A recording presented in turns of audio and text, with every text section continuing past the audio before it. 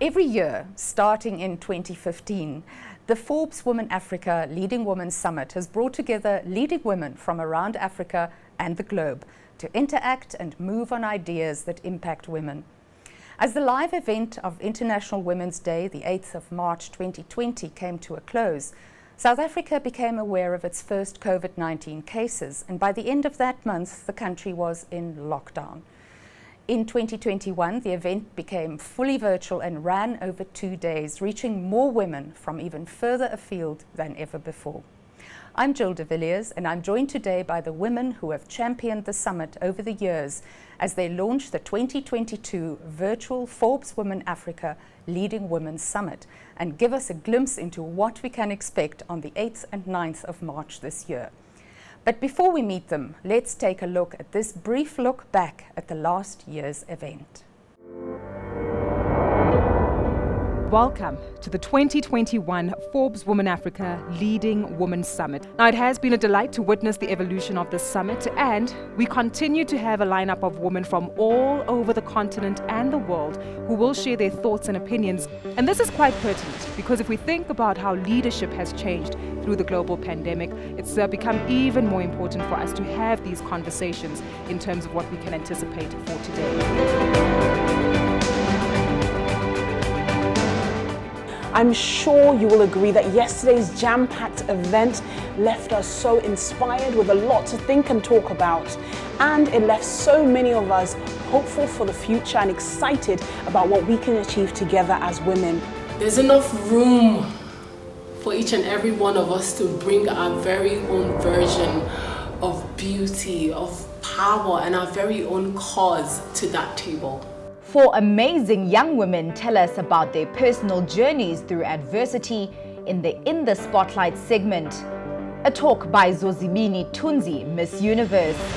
One-on-one interviews with British actress and UNHCR Goodwill Ambassador Gugu Mbatha Raw, Olympic athlete Zola Bad-Peterse, Dr. Amina Gurib Fakim, former president of Mauritius, and Dr. Ngozi Okonjo-Iweala, the newest and first African and woman to be the Director General of the World Trade Organization. You know, thank you to all the women. I also look to you for inspiration. So much as people tell me I inspire them, young women also inspire me. So thank you.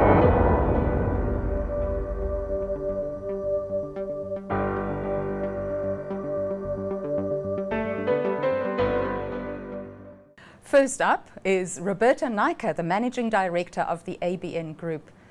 Roberta, now the Leading Women's Summit has grown from a live event attended by about 200 women in 2015 to almost 2,000 people who joined the virtual summit last year. How do you feel about this growth and interest in the summit? Thank you so much, Jill. It's such an absolute pleasure to be here.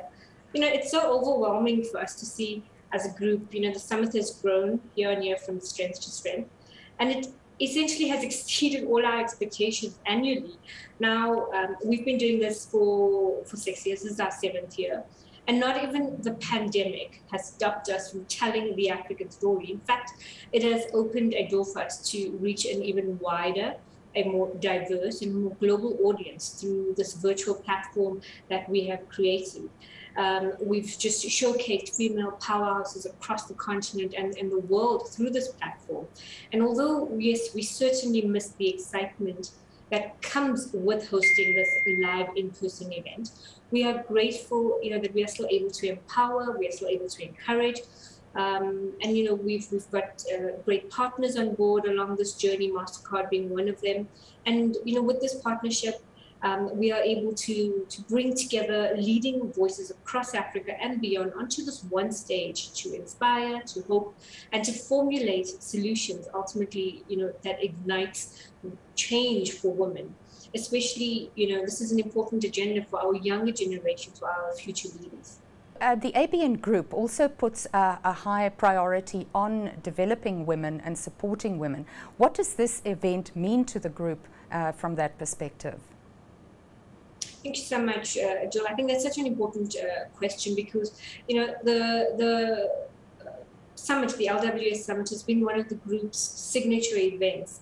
And then over this time, it has become a highlight in our production and events calendar. And as a group, we have always been a very strong advocate of female empowerment. And although the summit, and through the summit, we are able to bring together a unique collection of these female leaders and trailblazers. The platform has also provided women a space to voice their challenges and concerns and to share their dreams and ideas, a place essentially to encourage future leaders in an environment where they can be heard. So each year, our dedicated team works, they just work so tirelessly behind the scenes to ensure that we unpack the topics that are not just current, but are relevant to these times. So essentially, we believe that the summit is a source of inspiration to connect and to empower women, helping them to realize their potential and to rise to these new heights, which is not just important to the group, but to me personally as well. Roberta Naicker, thank you so much for joining us and talking to us about this. I'm really looking forward to this summit, and I hope we will get a lot of people attending, because the agenda looks amazing, and the speakers that we have who have accepted already at this stage are absolutely amazing. Next up, we hear from Renuka Metal. She is the managing editor of Forbes Women Africa, and she has been solely responsible for the themes, topics for discussions, and speaker selection over the years. She is the mastermind behind it all. Renuka, thank you so much for joining us. You must be extremely proud of how Leading Women Summit has grown over the past 7 years. Following in the footsteps of last year's virtual event, this year's webinar will also take place over 2 days. What can attendees expect this year? Thank you so much, Jill. Every year, this is the best part of the year for me, as it starts and when we start working towards the Leading Women Summit. And this is the 7th year of the Forbes Women Africa Leading Women Summit. And every year it's only gotten better. And for me personally, I take this event as a matter of, I have a great sense of pride associated with the event, because it's also a team effort. All of us collaborate to put together one of the best summits in Africa, women's summits in Africa.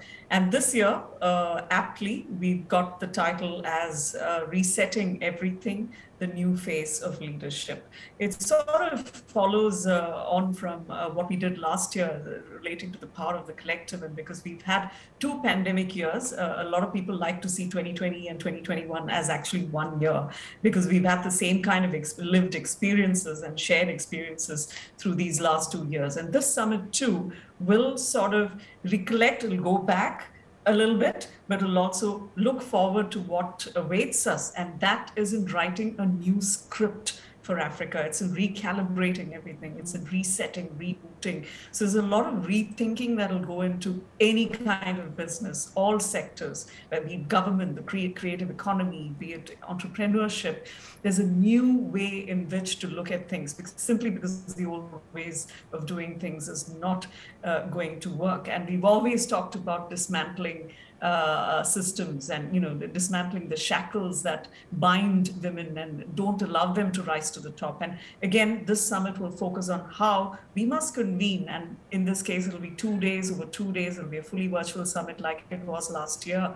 It won't be an in-person event, unfortunately, but still, I think it brings, it gives us the scale and the scope to bring together speakers from around the world. So in a sense, the summit will act as a big global connector in bringing together the best and the brightest minds from across the world. And if you see last year as well, we had about 2,000 attendees from 103 countries and about 53 global speakers. And this year will be no different.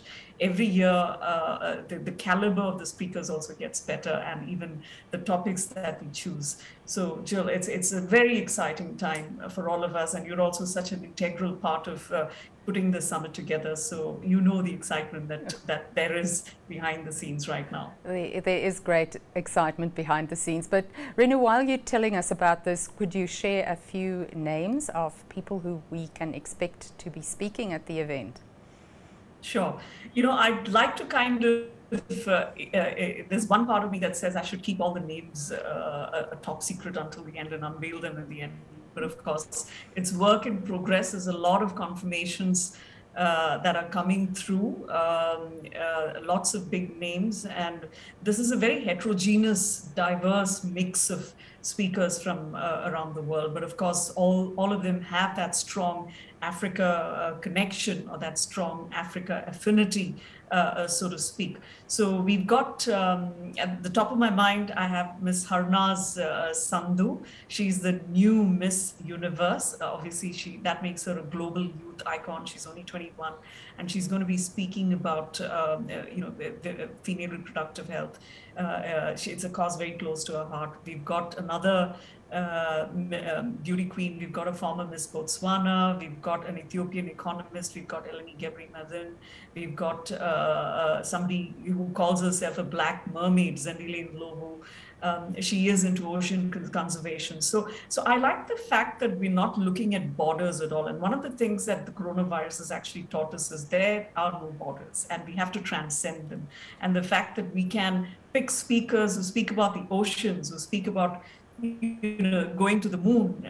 We, in fact, even trying to get some of the NASA's astronauts, the female astronauts, are going to make it to the moon in 2024. We hope we can make that possible. We will definitely approach them as well. But it's just this idea that there are no borders, and everybody is in this together. It's all of humanity coming together to deal with one of the biggest human and health crisis of our times. And it's a collective effort. It's collaborative, and we all need to pool in all our resources. And two heads are always better than one. So two halves of the population, male and female, that need to come together. And who are these big role models from the female workforce that the younger generation that can look up to?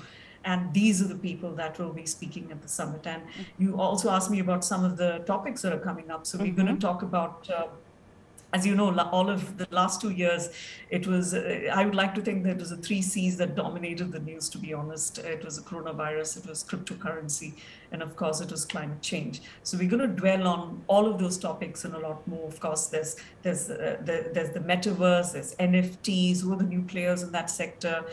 What about female fintech? The rise of the fintechs, who are the leading players in those areas? We have a panel discussion on something like the future of relationships, for example. How do you we talk about the work from home environment, but how do you bring your authentic self to work? What are the relationships, the new relationships that are forming in the absence of colleagues? How are you handling old relationships? How are you creating new relationships on Zoom? So there's a lot that has transcended into the personal space as well, and that's what we will be exploring, be it in the future of relationships or even in humanizing commerce. What is the new IQ, or the new SQ, the new happiness quotient that businesses are looking at to bring in more empathy for the workforce at a time like this? Renuka, the Forbes Women Africa Leading Women Summit 2022 looks like an absolutely not to be missed event. It looks as if it's going to be even bigger and better than all the years before. Renuka, thank you so much for telling us everything about the Leading Women Summit. And that was Renuka Metal, the Managing Editor of Forbes Women Africa and also the Managing Editor of Forbes Africa. And so we go on to our sponsor for this year, MasterCard, and we're speaking specifically to Ebehiji Momo, Country Manager and Area Business Head, West Africa for MasterCard. Ebehiji, welcome. Thanks for joining us. Thank you so much for having me. So Ebehiji, this is the 4th time MasterCard is sponsoring this event. The first time was for the regional forum held in Kigali in 2019. Since then, the Leading Women Summit has grown in breadth and stature. Why is this summit an important event on MasterCard's calendar? And are there any messages you may want to share with attendees? All right. Thank you so much, Jill, and thanks again for having me.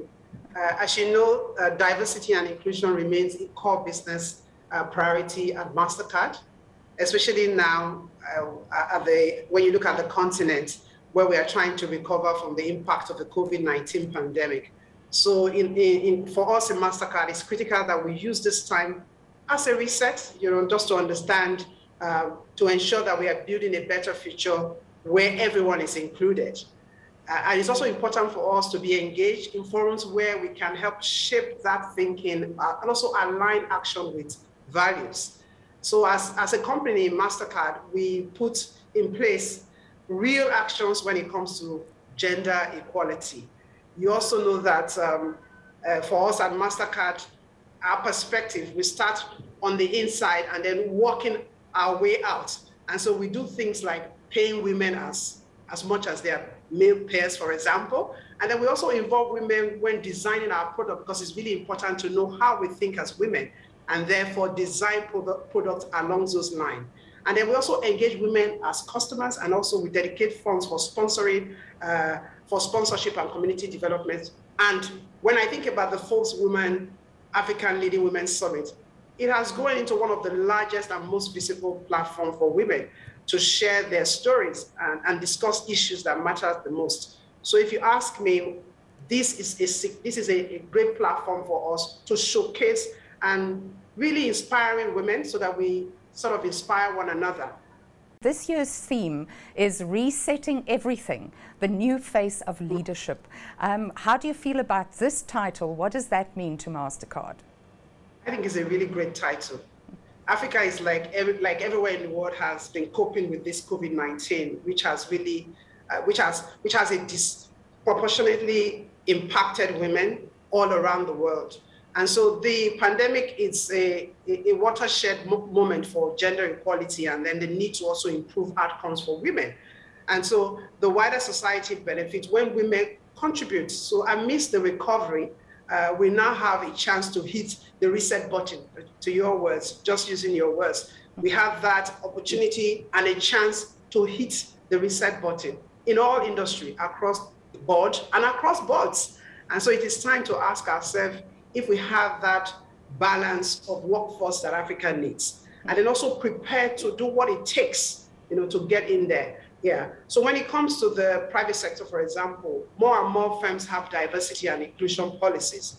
And but right now, with momentum in everywhere, we need to see companies of all sectors reach out to women to create that growth pathway for them to contribute their views and also value from entry level to the top corporate hierarchy.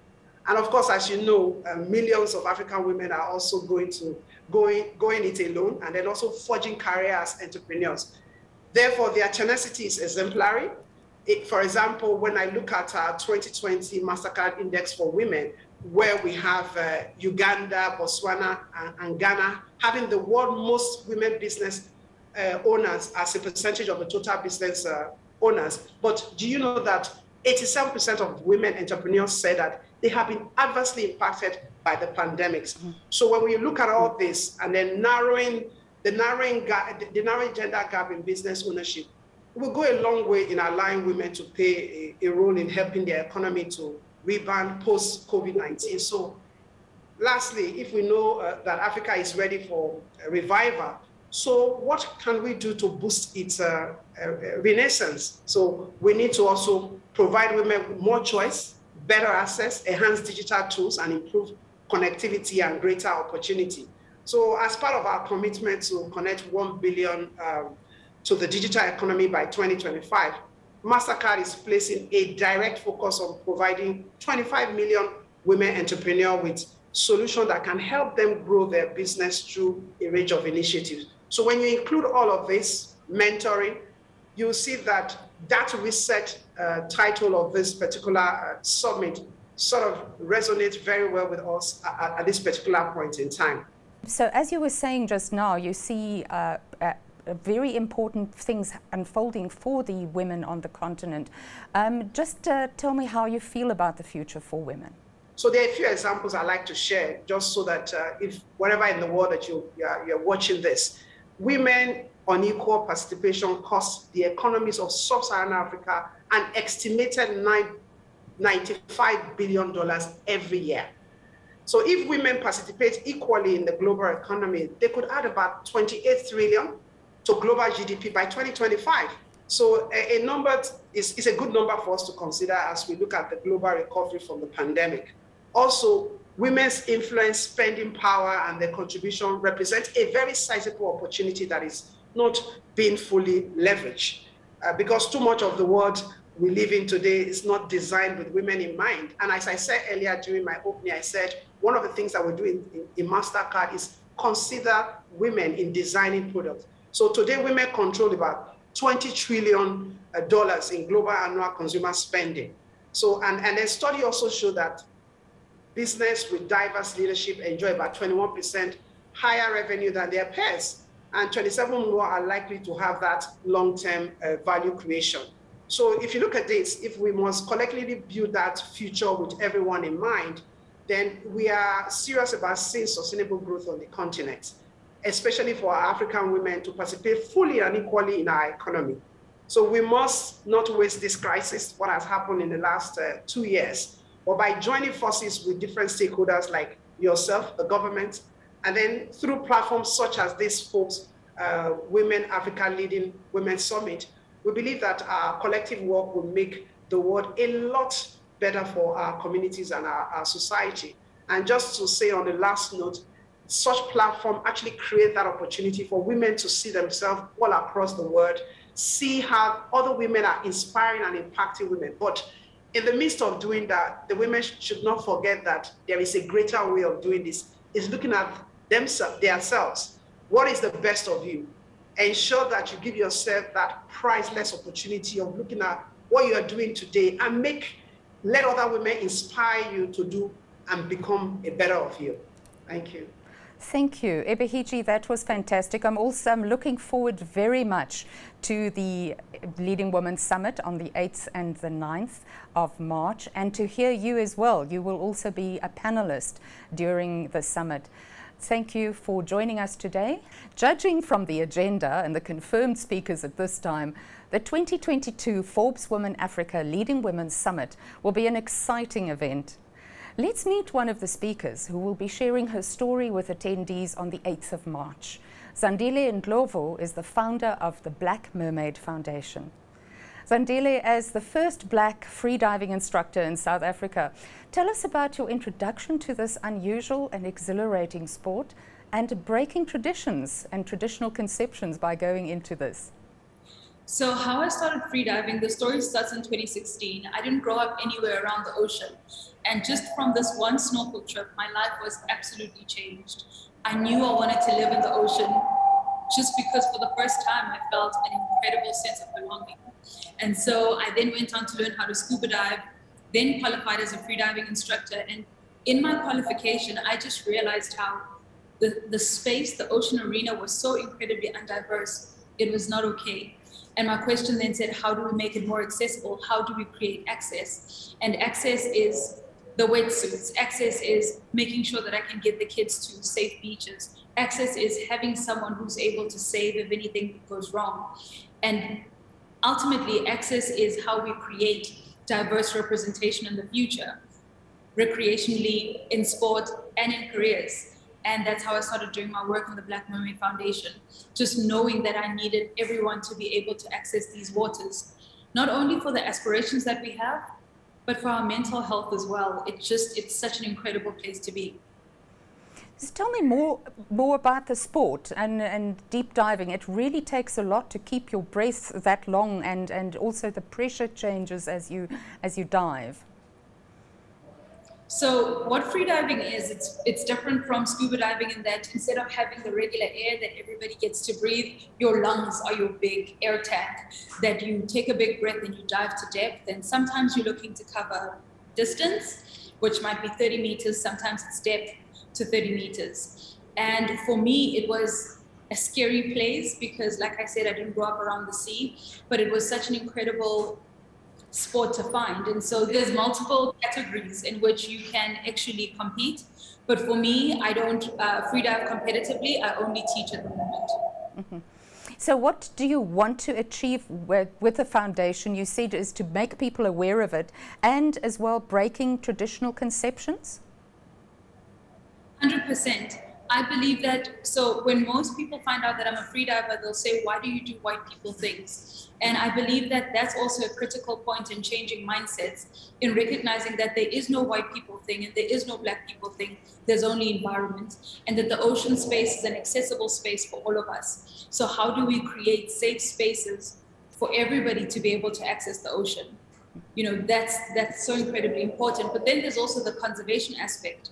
So for all the recreational and for all the career-focused ends, for me, it also says we just have work to do in creating diverse representation that allows us to dream better for the future, and also equipping a new level of guardians, ocean guardians, in order for us to be able to conserve our oceans.